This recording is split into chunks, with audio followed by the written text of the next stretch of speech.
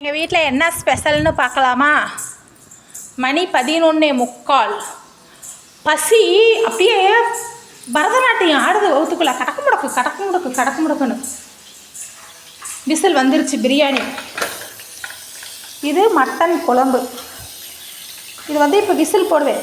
ஒரு 7-8 விசில் விட்டதுக்கப்புறம் இந்த குழம்பு என்ன பண்ணுவேன், கறி எடுத்து வணக்கிடுவேன்.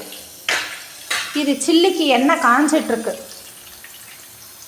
சிக்கன் சில்லி, பிரியாணி, மட்டன் குழம்பு வறுத்துருவேன். அது இல்லாமல் இப்போ சுக்கா பண்ணணும், சிக்கன் சுக்கா.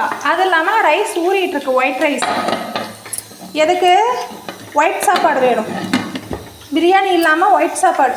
ஒரு நேரத்துக்கு தான் பிரியாணி வச்சுருக்கேன். முடியாச்சு, இதுவும் முடியாச்சு. அரிசி ஊறிட்டுருக்கு.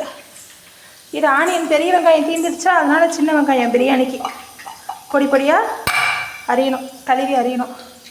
வாங்க, இன்றைக்கி எங்கள் வீட்டில் பிரியாணி மட்டன் குழம்பு சாப்பிட்லாம்.